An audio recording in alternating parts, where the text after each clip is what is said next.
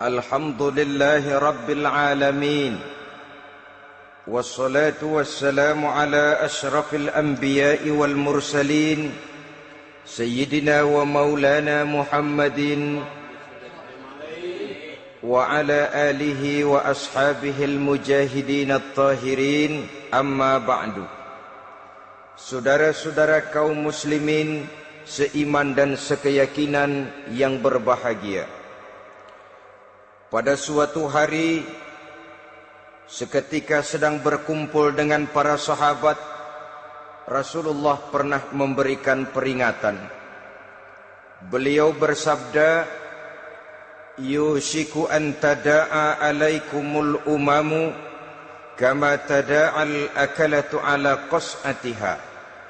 Pada suatu saat nanti akan datang di tengah-tengah kamu, wahai umat Islam, di mana orang-orang lain di sekeliling kamu akan bersatu mengerubungi kamu seperti bersatunya orang-orang mengerubungi makanan di atas meja hidangan. Akan datang satu saat nanti di mana kondisimu dikepung sedemikian rupa, yang barat mau menerkam, yang timur mau menghantam, yang selatan mau menginjak-injak, yang utara pun akan menjelajah. Kondisimu seperti makanan di atas meja hidangan. Sebagian sahabat merasa heran dan terkejut, lalu mereka bertanya, "Amin qillati nahnu yauma izin ya Rasulullah?" Apakah jumlah kami pada waktu itu sedikit ya Rasul? Kami sampai dikepung sedemikian rupa? Beliau menjawab, "Bal antum yauma idzin katsir." Sama sekali tidak. Kamu tidak sedikit pada saat itu. Bahkan jumlahmu sangat banyak. Kamu adalah mayoritas. Walakinnakum ghusa'un ka ghusa'is sail. Tetapi keadaanmu saat itu persis seperti buih di lautan. Banyak tetapi centang perenang. Banyak tetapi tidak punya daya dan kekuatan. Banyak tapi dipermainkan gelombang lautan, dihempaskan ke tepian pantai tanpa punya makna dan arti. Kondisimu pada saat itu kuantitas yang tanpa kualitas, sehingga orang lain enak saja mengepung kamu. Akidahmu didangkalkan, dibanjiri dengan peradaban dan kebudayaan yang menjauhkan dari agama. Dari segi maksiat dan munkarat seluruhnya mengepung sampai kita melepaskan nilai-nilai Islam kita ini. Dan celakanya, sambung beliau, "Wal yanzi'anna fi qulubi aduwikumul mahabata minkum." Akan dicabut kehebatanmu di mata musuh-musuhmu, sehingga pada saat seperti itu orang lain memandangmu umat Islam enteng saja, remeh saja, tidak ada apa-apanya. Sudahlah, pokoknya umat Islam sikat saja. Umat Islam enteng, umat Islam kecil, umat Islam tidak ada apa-apanya. Alangkah ironinya, alangkah menyedihkannya, memilukan dan sekaligus memalukan. Umat yang mayoritas ini dipermainkan oleh yang minoritas. Umat yang jumlahnya terbesar, terbanyak, bahkan konon menurut catatan sampai 90%, tapi dipermainkan oleh mereka, kelompok-kelompok kecil ini. Wal yakzifanna fi qulubikumul wahn. Pada saat itu di hatimu dicampakkanlah penyakit wahan. Sahabat kemudian bertanya, "Wa mal wahnu ya Rasulullah?" Apakah penyakit wahan itu ya Rasul? Beliau menjawab, "Hubbud dunya wa karahiyatul maut." Penyakit wahan itu tidak lain hubbud dunya wa karahiyatul maut. Terlalu cinta kepada dunia dan terlalu takut kepada mati. Materialistis dan takut resiko. Dua penyakit inilah yang menyebabkan walaupun umat ini mayoritas, tapi dipermainkan oleh yang minoritas. Walaupun dia golongan terbesar, tapi nasibnya seperti makanan di atas meja makan.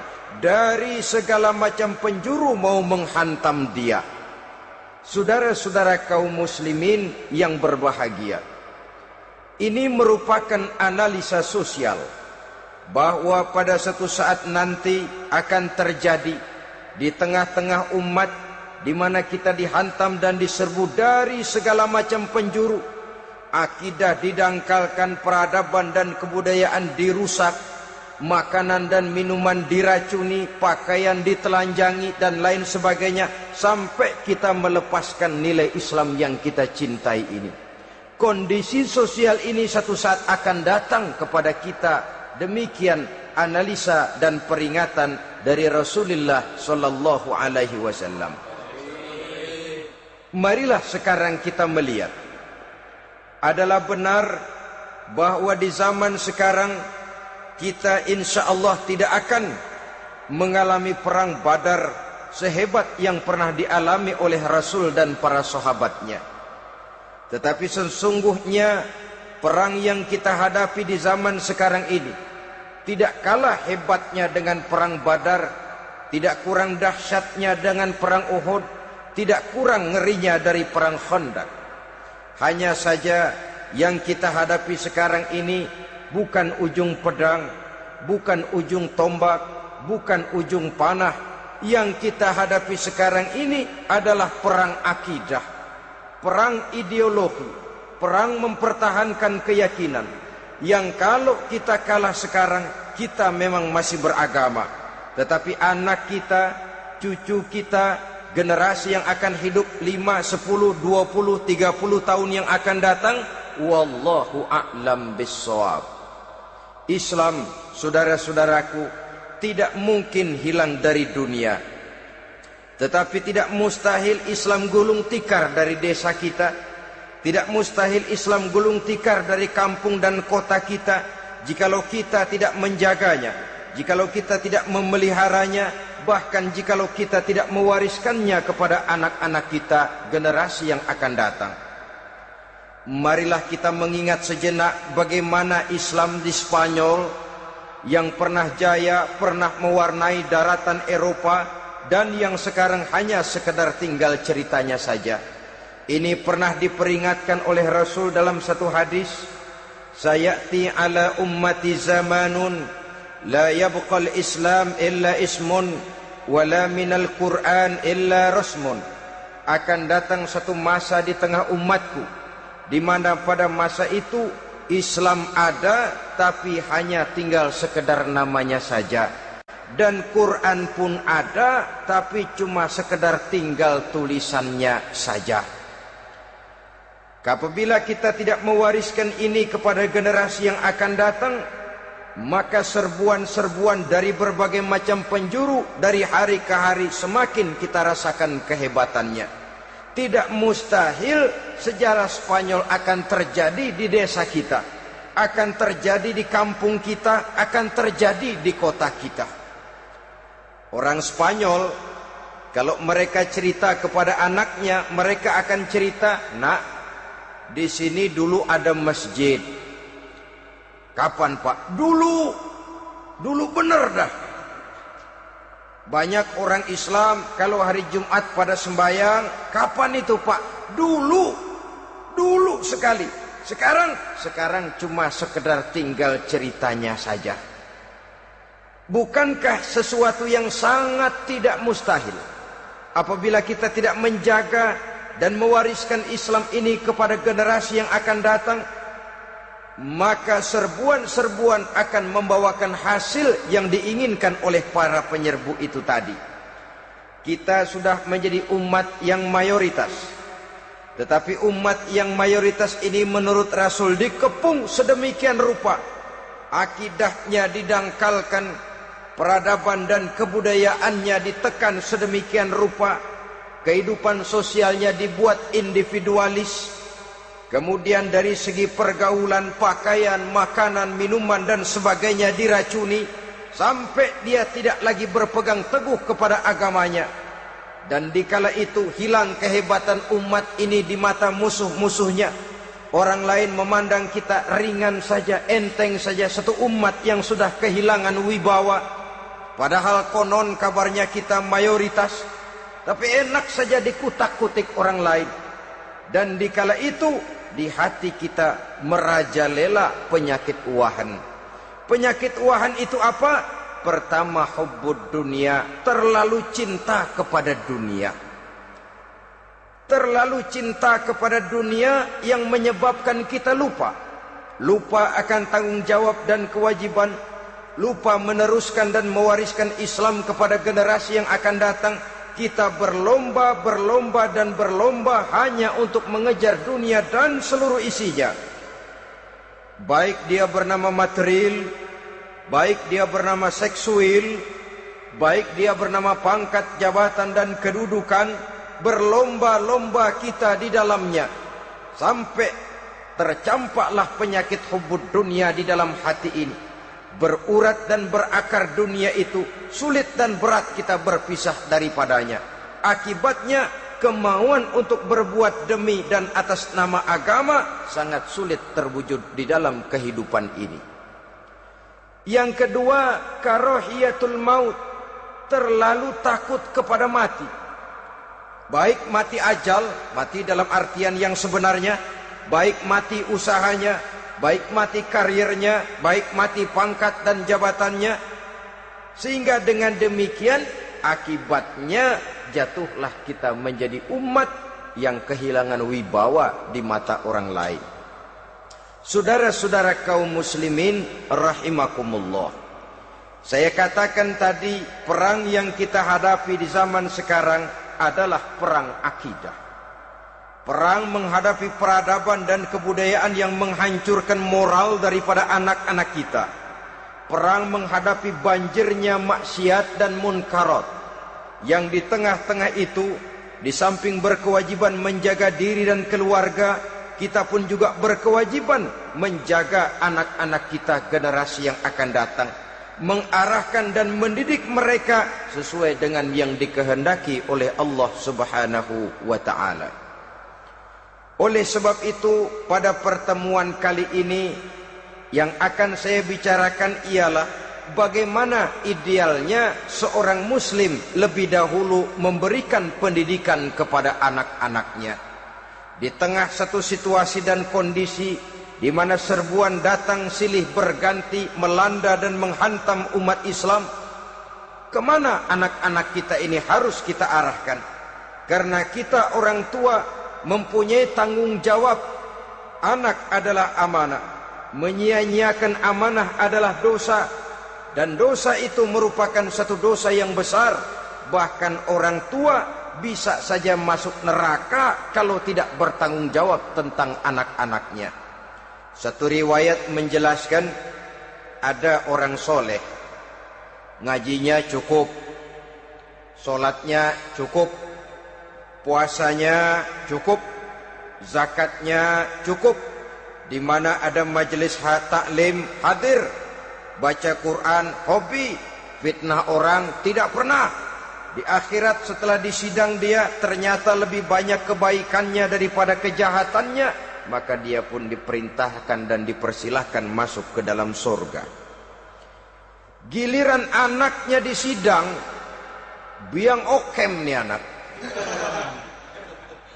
Ditanya, siapa Tuhanmu? Tidak tahu. Siapa nabimu? Tenyaho. Apa kitabmu? Ora gelem. Kamu pernah sholat? Tidak. Zakat? Tidak. Puasa? Tidak. Judi? Hobi. Zina? Tiap malam. Mabuk? Berat. Wah, brengsek kamu. Kebaikan tidak ada barang sedikit pun, sementara kesalahan dan dosa berlipat ganda. Kamu neraka. Anak ini protes. Benar, saya tidak kenal siapa Tuhan saya. Saya tidak tahu siapa Nabi saya. Saya tidak tahu kitab suci dan kiblat saya. Saya tidak sholat, tidak zakat, tidak puasa. Tiap malam saya judi, saya zina, saya mabuk.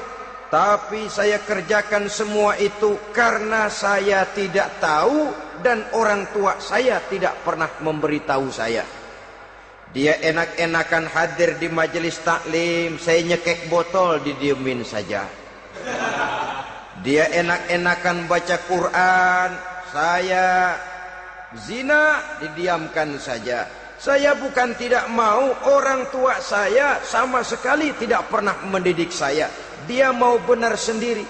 Maka kalau sekarang saya harus masuk ke dalam neraka, saya menuntut agar orang tua saya ikut sama-sama bergabung dengan saya ke dalam neraka. Gara-gara dia tuh saya jadi begini. Orang tuamu yang mana? Tuh, yang barusan mau ke surga. Ini orang tua yang sudah mau berangkat ke surga dipanggil. Sebentar dulu, Mas. Ini benar anak kamu? Iya, Pak. Waktu di dunia kamu tidak pernah ajarin dia ngaji? Sampai dia tidak kenal Tuhannya, tidak kenal nabinya, tidak kenal kiblat dan kitab sucinya? Iya, Pak. Dia tidak sholat, kamu diamkan saja. Dia tidak puasa, tidak zakat, kamu bersikap masa bodoh. Bahkan dia judi, dia zina, dia mabuk, kamu pun berdiam diri saja. Iya, Pak. Tahukah kamu bahwa anak ini adalah amanah? Menyia-nyiakan amanah artinya khianat, dan khianat adalah dosa yang sangat besar. Kamu tidak bertanggung jawab, maka kamu, anakmu gabung ke dalam neraka. Saudara-saudara kaum muslimin rahimakumullah, itu sebabnya Allah pesan benar-benar, ya ayyuhalladzina amanu qu anfusakum wa ahlikum nara. Hai orang-orang yang beriman, jaga dirimu dan keluargamu, istri, anak, orang-orang yang menjadi tanggung jawab dan kewajiban kita, jaga dan pelihara mereka dari api neraka. Saudara-saudara kaum muslimin, lalu kalau kita orang-orang tua yang hidup di zaman sekarang ini sudah sering beristighfar, mengurut dada, melihat situasi, membaca peta keadaan, konon tantangan yang akan dihadapi oleh anak-anak kita 15, 20, 25 tahun yang akan datang jauh lebih berat dari apa yang kita hadapi sekarang ini. Maka adalah wajar jika kita sebagai orang tua yang cinta kepada agama, cinta kepada anak-anak kita, berpikir untuk mewariskan nilai-nilai yang luhur ini kepada anak-anak kita generasi yang akan datang. Bagaimana pada mulanya kita harus mendidik mereka? Mari kita telusuri apa yang dicontohkan oleh Al-Quranul Karim. Orang-orang tua bijaksana yang diceritakan dalam Al-Quran, kalau sudah berpikir tentang anak-anaknya generasi yang akan datang, pendidikan pertama yang diberikan kepada anaknya ternyata adalah persoalan akidah. Nabi Ibrahim, pertanyaan yang paling merisaukan beliau buat anak cucunya ialah, ma ta'buduna min ba'di. Saudara bisa lihat surah Al-Baqarah ayat 133. Anak-anakku, kalau pada satu saat nanti aku, ayahmu ini sudah tidak ada lagi, meninggalkan kamu semua, meninggalkan kehidupan dunia ini, ma ta'buduna min ba'di, apa yang akan kamu sembah nak kalau ayah sudah tidak ada lagi? Jikalau ayahmu sekarang masih rajin ke masjid, melakukan rukuk dan sujud, i'tikaf dan membaca Quran, kalau satu saat ayahmu meninggalkan dunia ini, masihkah engkau mau ke dalam masjid? Masihkah engkau rukuk dan sujud? Masihkah engkau i'tikaf? Ma ta'buduna min ba'di, apa yang akan kamu sembah kalau aku ayahmu tidak ada lagi nak? Ditanamkan bukan hanya keyakinan bertauhid, sekaligus juga menyembah kepada Allah yang kita yakinkan dengan tauhid itu tadi. Bukankah berbeda dengan kita kebanyakan orang tua sekarang? Kita tidak pernah berpikir ma ta'buduna min ba'di, kalau bapak tidak ada kamu nyembah apa nak? Kita orang tua sekarang pagi-pagi malah berpikir ma ta'kuluna min ba'di, Kalau bapak nggak ada, kamu nanti makan apa, nak? Bukan nyembah apa yang kita pertanyakan, bukan nyembah apa yang kita khawatirkan, makan apa, nak? Maka yang dicari lalu sekolah-sekolah yang bonafit, yang tidak peduli apakah itu merusak imannya, mematikan akidahnya, menghancurkan keyakinannya. Yang penting ada jaminan hari depan bisa dapat lapangan kerja.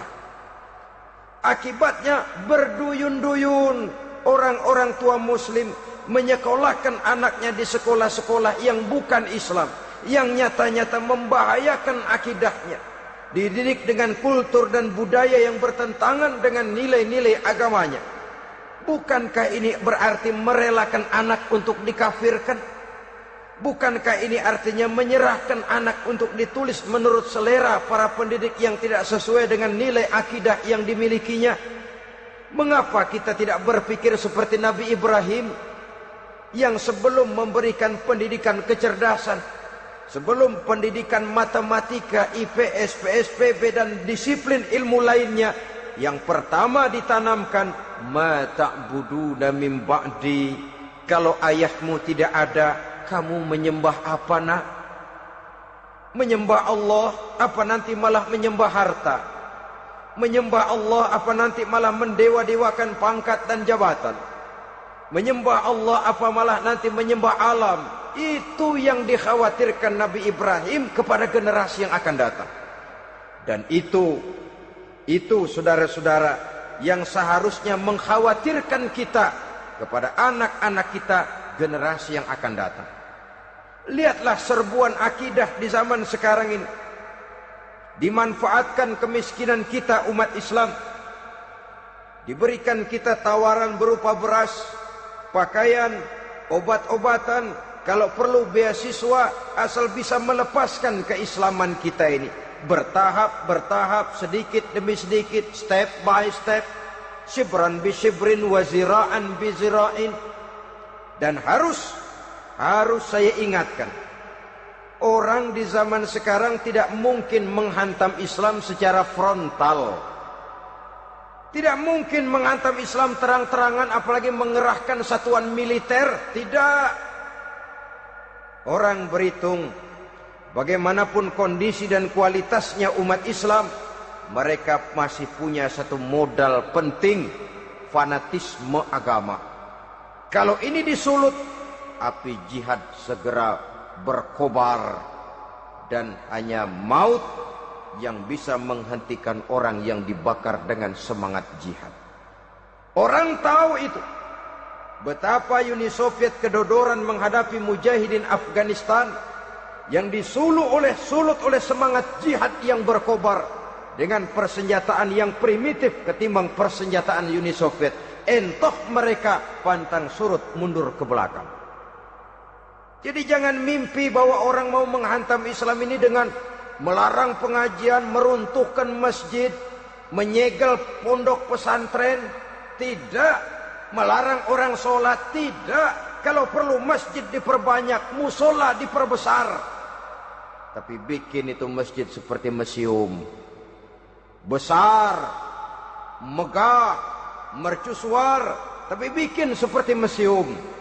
Tempat orang kagum, tempat orang memuji, tapi sunyi dari nilai-nilai ibadah. Saudara-saudara kaum muslimin, untuk sampai kepada penghantaman akidah, jalan yang paling mudah dirintis sekarang ini secara bertahap dan sistematis, memisahkan umat Islam dari Islamnya. Biarkan mereka bernama Muslim. Biarkan di atas kartu penduduknya tertulis agama Islam. Tapi tanamkan budaya-budaya yang menyebabkan cara bergaul mereka, cara berumah tangga mereka, cara bertetangga mereka, sampai kepada cara mereka berpakaian, cara mereka bergaul, cara mereka makan dan minum, cara mereka mendidik dan menyekolahkan anak, sama sekali tidak lagi mencerminkan nilai-nilai yang Islami. Itu sudah satu usaha yang paling praktis, memisahkan umat Islam dengan Islamnya. Kalau sadarlah kita ke arah ini usaha orang di zaman sekarang, maka yang harus pertama kita tanamkan kepada anak-anak kita, didik mereka dengan jiwa tauhid yang mengkristal di dalam batinnya, meresap sampai ke tulang sumsumnya, yang tidak akan sampai pun nyawa berpisah dari badannya, akidah itu tidak akan berpisah dari hatinya. Bahkan dia sanggup dengan tegar berkata, lebih baik saya melarat karena mempertahankan iman daripada hidup mewah dengan menjual akidah. Satu khittah, satu garis kehidupan yang perlu kita wariskan kepada anak-anak kita, generasi yang akan datang. Dahulu ada satu tradisi, saudara-saudara. Kalau anak gadis kita dilamar orang, orang lalu bertanya, anakmu mau ngelamar gadis saya, apa sudah khatam Quran berapa kali? Apa sudah bisa baca kitab macam-macam dan lain sebagainya? Sehingga lahirlah satu kebanggaan. Apapun motifnya, tapi pertanyaan semacam ini zaman sekarang sudah langka. Paling-paling yang ditanya kalau anaknya dilamar orang, anakmu kerja di mana? Gajinya sebulan berapa? Kendaraannya bebek apa soang apa-apa? Itu yang kita pertanyakan, berkisar di seputar materi, kerja, job, status sosial dan lain sebagainya. Perkara bisa baca Quran atau tidak, nomor 18. Perkara sembahyangnya rajin apa tidak, nomor 36. Saudara hadirin, akibatnya terjadi pergeseran nilai. Maka mendidik anak menurut tuntunan Quran adalah seperti yang diberikan contoh oleh Luqmanul Hakim, yang diceritakan dalam surah Luqman mulai ayat 11 dan selanjutnya. Apa pendidikan pertama yang harus kita berikan kepada anak? Pertama, ya bunayya la tusyrik billah. Wahai anakku, jangan sekali-kali engkau menyekutukan Allah. Nak, jaga tauhid, pelihara iman, mantapkan akidah. Ini dasar yang pertama. Belum lagi anak mengenal berbagai macam disiplin ilmu, yang pertama ditanamkan tauhid. Ini yang mendasari kehidupan. Ini yang akan mewarnai dan menjadi warna dari kepribadian seseorang. Sentuhan jiwa tauhid di dalam diri si anak. Belum lagi sempat dia kenal yang lain. Yang pertama yang kita tanamkan, kita wariskan, kita berikan, la tusyrik billah. Jangan sekali-kali menyekutukan Allah. Nah, kalau ini sudah tertanam, ini sudah merupakan satu fondasi yang kuat. Selebihnya nanti tinggal melihat bakat si anak, kemana dia harus dididik ini. Yang terpenting nilai iman lebih dahulu tanamkan. Dan untuk menghancurkan nilai keimanan, saudara-saudara, saya katakan, ingatkan kepada hadis di awal tadi, dikepung kita dari berbagai macam penjuru agar bisa melepaskan nilai-nilai iman dan keyakinan. Proses pendangkalan akidah, ditanamkan keraguan kepada agama, ditanamkan rasa malu beragama. Sholat malu, baca Quran malu, berangkat ke masjid malu, pakai jilbab malu. Ditanamkan rasa malu beragama, sehingga bertahap sedikit demi sedikit kita mulai berpisah dengan kehidupan beragama.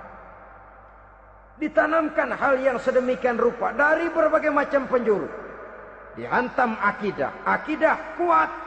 Dihantam dari segi peradaban dan kebudayaan. Diperbanyaklah peradaban dan kebudayaan yang bukan mendekatkan kita dengan agama, malah mendekatkan kita dengan neraka. Menjauhkan kita dari agama, menjauhkan kita dari nilai-nilai luhur yang diwariskan oleh orang-orang tua kita terdahulu. Adalah kewajiban kita yang pertama, mendidik anak, menanamkan roh, jiwa dan semangat tauhid di dalam diri mereka. Saudara-saudara kaum muslimin rahimakumullah, Kenapa kita lebih dahulukan menanamkan jiwa, roh dan semangat tauhid ini kepada anak-anak kita? Pertama, kita tidak hanya ingin sekedar mempunyai anak yang pintar, tetapi lebih daripada itu kita pun ingin mempunyai anak yang benar. Segala macam disiplin ilmu, segala macam bentuk penalaran ilmiah dan pengisian intelektualitas manusia mungkin di satu sisi akan membuat dia pintar, tapi di sisi lain belum tentu akan membuat dia benar. Nabi pernah memberikan peringatan, man izdada ilman walam yazdad huda lam yazdad minallahi illa bu'da. Orang yang hanya bertambah ilmu pengetahuannya tapi tidak bertambah hidayah dari Allah, tidak makin mantap keimanannya, maka seluruh nilai-nilai ilmunya hanya akan menjauhkan dia dari Allah Subhanahu wa taala. Dan adalah lebih merupakan azab daripada nikmat kalau kita diberikan ilmu pengetahuan yang hanya akan menyebabkan kita semakin jauh dari Allah Subhanahu wa taala.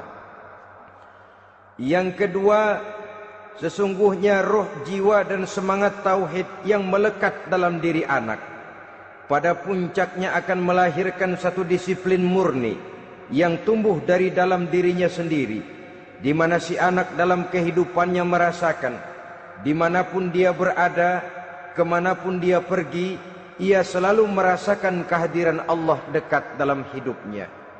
Ia sadar sesadar-sadarnya bahwa tidak ada satu perbuatan yang bagaimanapun kecilnya yang bisa disembunyikan dari kekuasaan Allah Subhanahu wa taala. Yang ketiga, dengan penanaman roh, jiwa dan semangat iman ini, maka diharapkan anak-anak nanti pada pertumbuhannya sanggup mengendalikan hawa nafsunya. Dengan kata lain, bahwa penanaman jiwa tauhid, penanaman roh dan semangat keimanan ini merupakan kondisi dasar yang harus dilakukan sebelum yang lain-lainnya. Kemudian pendidikan kedua yang diberikan oleh Al-Quran melalui contoh dan model dengan Luqmanul Hakim ini, setelah menanamkan tauhid, ditanamkanlah kepada si anak ini rasa hormat kepada orang tuanya. Wa wassaynal insana biwalidayhi, dan kami wasiatkan kepada manusia untuk berbakti kepada ibu bapaknya. Hamalathu ummuhu wahnan ala wahnin, karena ibunya telah mengandungnya dengan kepayahan di atas kepayahan. Maksudnya dengan kepayahan dan kelelahan yang berlipat ganda. Sehingga ketika Rasul ditanyakan orang, ya Rasul, siapa yang paling harus saya taati di dunia ini? Beliau menjawab, ibumu. Kemudian siapa lagi ya Rasul? Ibumu. Setelah itu siapa lagi ya Rasul? Ibumu. Dan kemudian siapa ya Rasul? Bapakmu. Ibu, ibu, ibu, bapak. Bahkan al-jannatu tahta aqdamil ummahat, surga berada di bawah telapak kaki ibu. Bagaimana menanamkan rasa hormat kepada orang tua di hati anak? Tentu yang pertama, bagaimana orang tua bisa memberikan keteladanan. Marilah kita sebagai orang-orang tua ini menyadari bahwa sebelum anak kenal sekolah dasar, sebelum anak kenal TK, ibtidaiyah, sanawiyah sampai kepada perguruan tingginya, yang pertama dia kenal adalah lingkungan rumah tangganya, gurunya adalah ibu bapaknya. Di sini berlakulah apa yang dinamakan keteladanan. Keteladanan jauh lebih berhasil daripada sekedar teori-teori yang muluk. Keteladanan jauh lebih berhasil daripada berbagai macam indoktrinasi dan penataran. Kurangnya keteladanan akan menyebabkan anak mencari pola. Apabila kita orang tua ini tidak bisa memberikan keteladanan yang baik kepada anak-anak kita, maka pada suatu saat anak-anak akan menganggap enteng dan kehilangan wibawa kita sebagai orang tua di mata mereka. Dikala itu akan sangat sulit kita membentuk kepribadian mereka. Bukankah di zaman sekarang ini kita banyak mengalami krisis wibawa, krisis figur? Ada yang karena rapotnya merah melulu, gurunya dikeroyokin. Pak guru pulang sekolah dicegat. Bahkan nyaris ada orang tua pernah dibunuh oleh anaknya sendiri. Dan lain sebagainya, kasus-kasus yang sebenarnya tidak perlu terjadi, karena memang bukan saja bertentangan dengan nilai budaya kita sebagai bangsa, tapi juga bertentangan dengan ajaran agama kita sendiri. Krisis wibawa, krisis figur, yang juga akibatnya harus kita sadari banyak faktor yang membentuk kepribadian anak. Pergaulannya, yang dibacanya, yang ditontonnya, yang disaksikannya di dalam kehidupan. Benar kita menyekolahkan mereka, tapi berapa jam mereka di sekolah? 6 jam, 7 jam paling lama. Sedangkan mereka hidup satu hari satu malam 24 jam. Kalau cuma 7 jam di sekolah, ini berarti lebih banyak dia di luar sekolah. Dan di luar sekolah itu artinya ya rumah tangganya, ya temannya, ya lingkungan di mana dia tinggal, yang seluruhnya sangat besar pengaruhnya dalam ikut membentuk kepribadian anak-anak kita. Saya katakan tadi, di samping kita menghadapi perang akidah, kita pun berhadapan di dalam perang menghadapi peradaban dan kebudayaan yang bukan saja menjauhkan kita dari agama, tetapi sanggup menghancurkan moral daripada anak-anak kita. Secara pribadi, saudara-saudara, saya iri, saya kagum misalnya dengan kemajuan yang diperoleh oleh negara tetangga kita, Jepang misalnya. Padahal tahun 45 ia pun hancur lebur oleh meledaknya atom di Hiroshima dan Nagasaki. Tapi bagai satu tenaga raksasa kemudian Jepang bangkit menjadi satu negara superpower di Asia. Bahkan gurunya saja Amerika sekarang ini kewalahan menghadapi perang dagang dengan Jepang ini. Dan yang menarik, Jepang bisa maju dan modern dengan tetap menjadi Jepang, tanpa harus kehilangan identitasnya sebagai satu bangsa, tanpa harus kehilangan kepribadiannya sebagai satu bangsa. Sebagai negara yang sedang berkembang, kita sering latah. Kita ingin meniru Barat, tapi bukan teknologinya, westernisasinya yang kita tiru. Bukan isinya, kulitnya yang kita ambil. Akibatnya apa? Modernnya belum, orangnya sudah Barat. Bergaulnya sudah cara Barat, berumah tangganya sudah cara Barat, berpakaiannya sudah cara Barat, mendidik anaknya sudah cara Barat. Di mana ketemu orang tua cukup hello daddy. Kulitnya kita ambil, sementara isinya kita campakkan. Ironi dan menyedihkan. Padahal kita sesungguhnya bisa maju dan modern, bisa mengejar segala ketinggalan dan keterbelakangan kita, dengan tetap menjaga nilai-nilai luhur budaya kita sebagai satu bangsa, mengambil isinya, dan kalau memang tidak perlu, lalu mencampakkan kulitnya. Pengaruh peradaban dan kebudayaan yang menghancurkan moral daripada anak-anak kita oleh pesatnya arus teknologi, oleh pesatnya arus komunikasi, di mana hal-hal yang terjadi di belahan dunia lain dapat kita saksikan hari ini juga melalui layar televisi, yang terjadi di Amerika, di Eropa, di Afrika, di ujung dunia yang paling ujung sekalipun. Di ujung dunia yang paling ujung, hari ini kejadian, hari ini sudah bisa kita saksikan. Pesatnya arus komunikasi, kalau jatuh ke tangan anak-anak kita yang belum mempunyai filter, daya saring positif, akan dicerna oleh mereka tanpa memilah dan memilih. Akibatnya orang kampung bilang kelolodan. Makan nggak dikunyah lagi. Tentu saja akhirnya kelolodan, dan kalau sudah kelolodan menyusahkan kita seluruhnya. Oleh karena itu budaya menghormati orang tua perlu dijaga, perlu dipelihara dan diwariskan kepada anak-anak kita. tali silaturahmi sehingga ada respeknya kepada orang tuanya. Jangan bapaknya dianggap CS, ibunya dianggap CS, kakeknya dianggap CS. Hilang rasa respek, hilang rasa menghormati. Sementara orang tua sendiri tidak bisa memberikan keteladanan, kurang mendapat perhatian dan lain sebagainya. Apalagi kalau baik ibu maupun bapak adalah orang-orang karier yang setiap hari sibuk menghadapi tugas masing-masing. Bapak sibuk rapat, pindah kantor sana kantor sini, ibu sibuk arisan, besarlah anak-anak di tangan pembantu dan lain sebagainya, sehingga dia merasa kurang mendapat perhatian, dan ini akan ikut membentuk warna dari kepribadian yang dimilikinya. Sampai kepada pelosok-pelosok desa, jaringan televisi memang menguntungkan.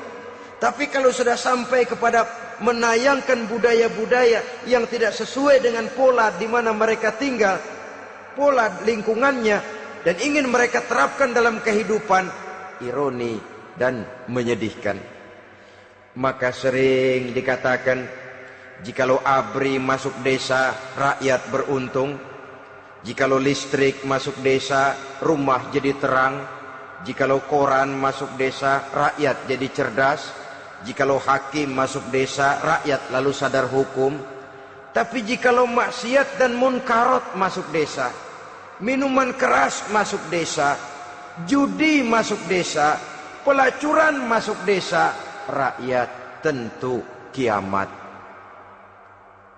Dan kita harus punya budaya untuk memilah dan memilih, mempunyai filter untuk jadi daya saring positif.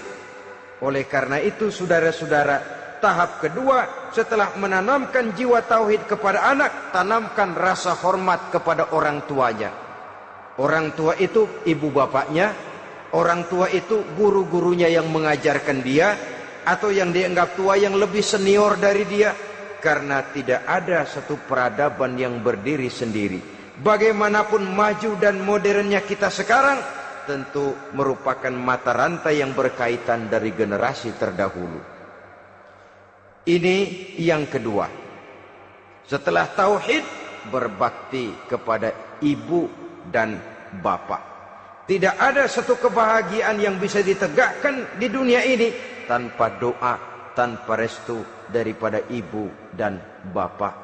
Ini keramat hidup.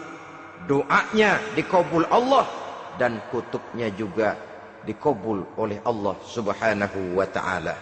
Jadi mendidik anak setelah menanamkan jiwa tauhid, menanamkan rasa hormat dan taat berbakti kepada ibu bapaknya. Itu yang kedua. Kemudian yang ketiga, melalui model Luqman, Quran mendorong kita untuk mendidik anak, menanamkan etika otonom. Apa itu? Ya bunayya, innaha in takum mithqala habbatin min khardalin fatakun fi sakhratin aw fis samawati aw fil ardi ya'ti biha Allah. Wahai anakku, sesungguhnya kalau ada satu kebaikan yang kamu kerjakan, kecil, tidak nampak oleh pandangan mata yang zahir, yang kecil itu tersembunyi di puncak langit, di dasar bumi yang paling dalam, atau di tengah batu hitam sekalipun, Allah pasti mengetahuinya dan pasti akan memberikan balasan yang seadil-adilnya.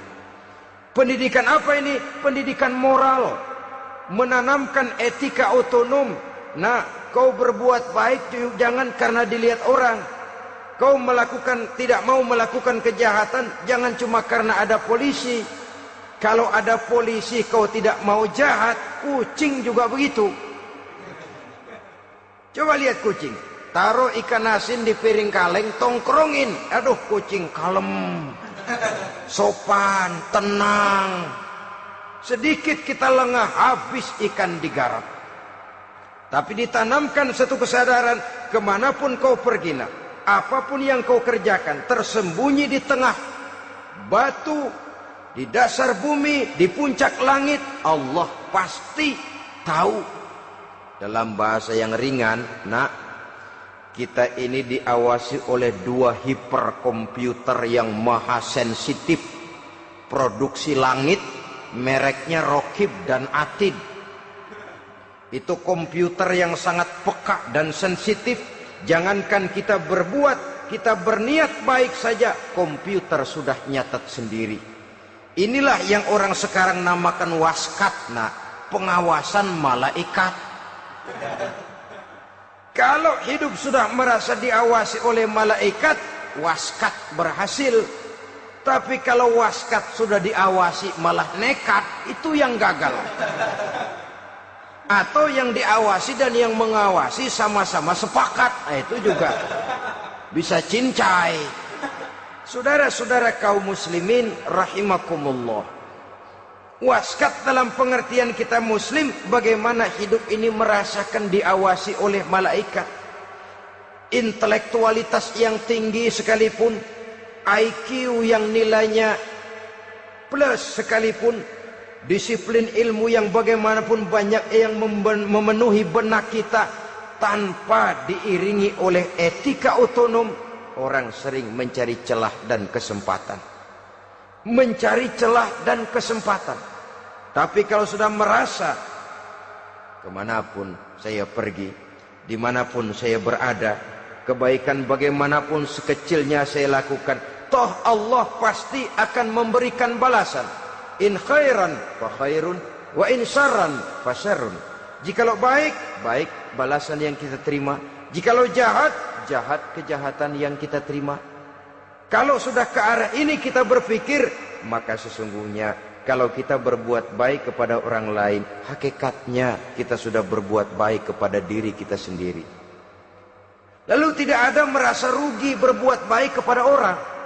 Karena manakala dia melakukan kebaikan kepada orang lain, artinya dia sudah berbuat baik untuk dirinya sendiri. Jadi setelah tauhid, kemudian berbakti kepada ibu bapak, yang ketiga baru pendidikan tentang akhlak, tentang moral. Pola ini yang sering terlupakan oleh kita, bahwa bagi kita itu pendidikan tidak lain upaya mencerdaskan otak anak. Jangan sampai sebab ini kelihatannya pembangunan makin maju, persaingan hidup makin tajam, tensi ekonomi semakin tinggi, sementara jumlah tenaga kerja dengan lapangan kerja yang tersedia jauh dari mencukupi. Jikalau tidak membekali anak dengan pendidikan yang menunjang lapangan pekerjaan, orang tua khawatir, takut sekali anaknya jadi gelandangan. Dikhawatirkannya kehidupan dunia ini, sementara dia lupa kalau anaknya bisa jadi gelandangan di akhirat. Padahal selama-lamanya gelandangan di dunia paling seumur manusia itu 60 tahun, 70 tahun lah umur orang sekarang. 70 itu sudah luar biasa itu. Tapi kalau harus menggelandang di akhirat, menjadi gelandangan di akhirat, alangkah menyedihkannya. Apakah akan kita korbankan satu kehidupan yang langgeng, abadi, cuma karena tertipu oleh fata morgana dan kamuflase? Kita korbankan yang sedikit, kita korbankan yang besar karena kita memilih yang sedikit. Dalam bahasa Al-Quran memang pernah diceritakan hidup ini hakikatnya perlombaan, saudara-saudara. Perlombaan. Dan di dalam perlombaan itu ada yang menang, ada yang kalah. Al-Quran lalu memberikan peringatan, Alhaakumut takatsur, kamu telah lalai karena berlomba-lomba memperbanyak harta, mempertinggi pangkat dan kedudukan, hatta zurtumul maqabir, sampai kamu akan masuk ke liang kubur baru sadar. Apalagi kalau nafas sudah sampai di tenggorokan. Persis Fir'aun sudah tenggelam di lautan merah, mau mampus, baru dalam sekaratnya amantu bi Rabbi Musa wa Harun. Kalau begini caranya, saya juga percaya kepada Tuhan Musa dan Harun, percaya kepada Allah. Sudah mau mati, baru amantu bi Rabbi Musa, kami percaya kepada Tuhan Nabi Musa, kata Fir'aun. Malaikat maut kesal benar, dilelepin terus di laut, mampus tuh sekalian. Hidup ini memang kita berlomba. berlomba dengan waktu, berlomba dengan umur, berlomba dengan tenaga, berlomba dengan tetangga. Yang jangankan kita sampai mundur, berhenti saja sejenak, kita akan ditinggalkan oleh yang lain. Tiada kata mundur, bahkan tiada kata berhenti. Sekali kita melangkah, melangkahlah terus. Tapi berlombalah seperti yang dikehendaki Quran. Fastabiqul khairat. Berlomba-lombalah di dalam kebajikan. Jangan berlomba-lomba di dalam kemaksiatan, kemunkaran, kejahatan. Berlombalah dalam urusan kebaikan. Saudara-saudara kaum muslimin rahimakumullah. Tauhid, berbakti kepada ibu bapa, kemudian pendidikan tentang moral. Apabila pendidikan tentang moral sudah tertanam, barulah lihat bakat si anak. Kemana bakatnya? Anak saya kelihatannya dari kecil demennya main bedil-bedilan saja. Beri kali itu. Kirim ke Magelang, masukkan akabri. Tapi dengan syarat 3 itu tadi. Iman sudah tertanam, rasa bakti kepada ibu bapak sudah ada, dan punya nilai moral. Sehingga boleh jadi nanti dia menjadi jenderal yang beriman, yang berbakti kepada ibu bapaknya, dan punya moral yang tinggi. Kan lebih baik rakyat rendah tapi akhlaknya tinggi, daripada pejabat tinggi tapi moralnya rendah. Jauh lebih baik rakyat rendah punya moral tinggi ketimbang pejabat tinggi punya moral rendah. Nilai moral ini yang jadi ukuran dan barometer di masyarakat. Yang ini yang sering kita lupakan, bahwa kehancuran satu bangsa dimanapun di dunia ini selalu dimulai dengan kehancuran moral daripada bangsa itu sendiri. Sekarang membina nilai moral ini berat. Gadis kita, remaja, putri, diberikan pakaian jilbab, mungkin dia sendiri masih setengah-setengah, ditambah lagi oleh ledekan temennya. Jilbab lah kuno, bau sorga lah, bau masjid lah, bau menyan lah. Ditanamkan rasa malu untuk hidup dekat dengan agama. Kalau moral semacam ini sudah tertanam, sedikit demi sedikit kita mulai mengucapkan selamat tinggal kepada agama. Dan kemalangan apa yang lebih malang kalau kita sudah jauh dari agama ini? Bukankah Islam telah menyelamatkan manusia dari penyakit jahiliyah dan membawanya kepada satu kehidupan yang maju dan modern? Kalau kita tinggalkan Islam ini, bukankah artinya kita akan kembali kepada satu zaman jahiliyah? Hanya saja jahiliyah itu berada di abad modern. Versinya tentu lebih modern. Kalau zaman jahiliyah dulu mabuknya pakai arak, zaman sekarang sudah macam-macam orang bisa mabuk. Kalau zaman jahiliyah dulu anak perempuan dikubur hidup-hidup, zaman sekarang kadang-kadang belum sempat lahir ke dunia, malah sudah dibunuh lebih dahulu. Versinya saja yang berbeda. Kalau di zaman jahiliyah dahulu manusia menyembah batu yang bernama Latta, Uzza, Manat, dan Hubal. Di zaman jahiliyah modern sekarang ini, orang sering menyembah kepala bagiannya, sering menyembah atasannya, sering menyembah komputer, sering menyembah teknologi modern yang lebih diyakininya daripada Allah sebagai keyakinan sentral di dalam hidupnya. Saudara-saudara kaum muslimin rahimakumullah.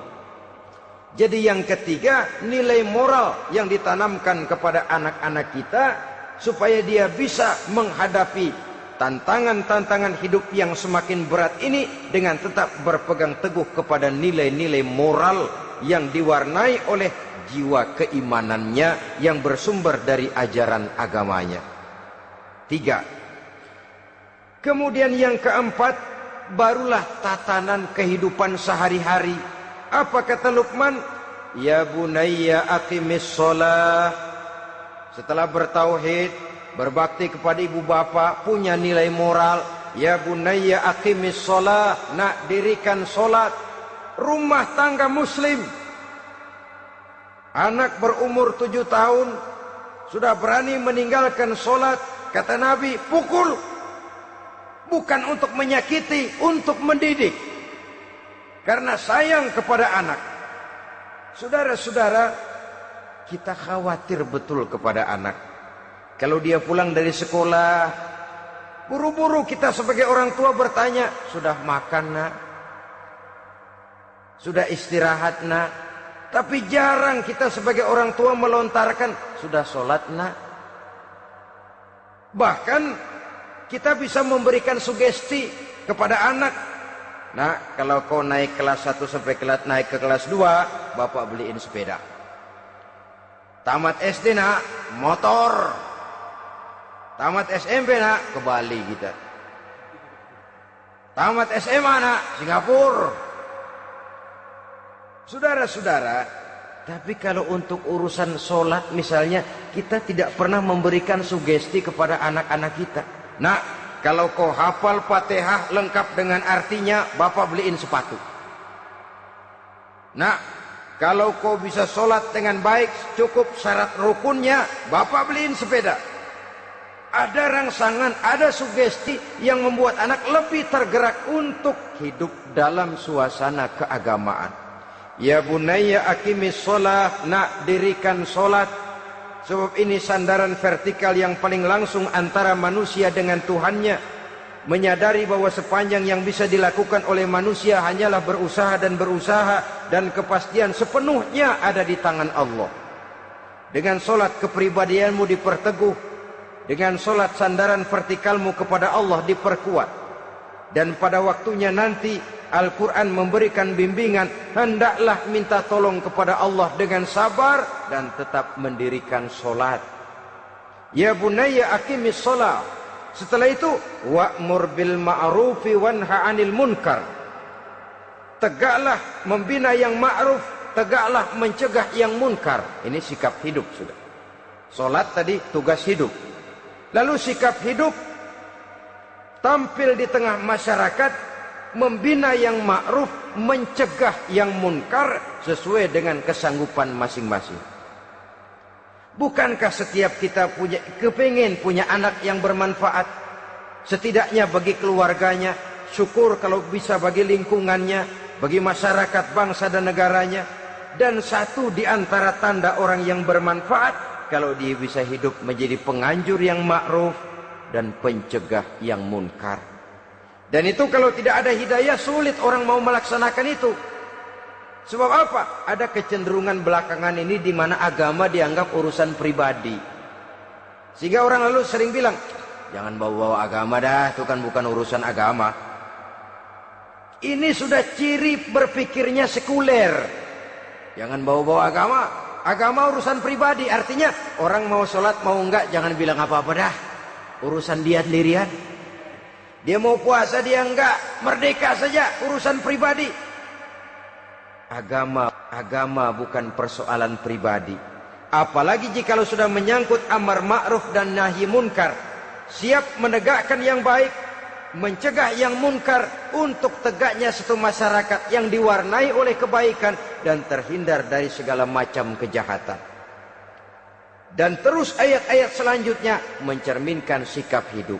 Namun yang intinya, cara mendidik anak yang baik yang dicontohkan oleh Al-Quran dengan Luqmanul Hakim sebagai model.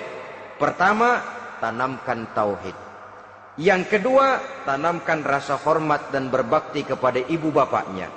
Yang ketiga, tanamkan moral, nilai akhlak yang tinggi. Setelah itu yang keempat, biasakan hidup dalam suasana keagamaan. Kontrollah sholatnya, kontrollah baca Qur'annya, kontrollah puasanya di bulan Ramadan. Ajaklah anak-anak sholat berjamaah, sehingga dengan demikian dia terbiasa oleh satu suasana yang mendekatkan dia dengan nilai agamanya. Dari sana diharapkan nilai-nilai ilmu yang didapatnya dari bangku sekolah akan menciptakan keseimbangan dengan yang ditanamkan oleh orang tuanya dalam bentuk yang dijelaskan oleh surah Luqman itu tadi. Sehingga apabila keseimbangan ini terwujud, akan menjalin keseimbangan dalam pola berpikir, dan keseimbangan dalam pola berpikir akan melahirkan keseimbangan dalam perbuatannya. Terwujudlah kita harapkan insan yang fid dunya hasanah wa fil akhirati hasanah. Inilah harapan kita semua. Mudah-mudahan Allah memberikan kekuatan kepada kita untuk mewariskan nilai-nilai yang baik kepada generasi yang akan datang, sehingga esok harus lebih baik daripada hari ini, dan lusa harus lebih baik daripada hari esok. Terima kasih atas perhatian saudara. Mohon maaf atas segala kekurangan. Usikum wa nafsi bitaqwallah. Wassalamualaikum warahmatullahi wabarakatuh.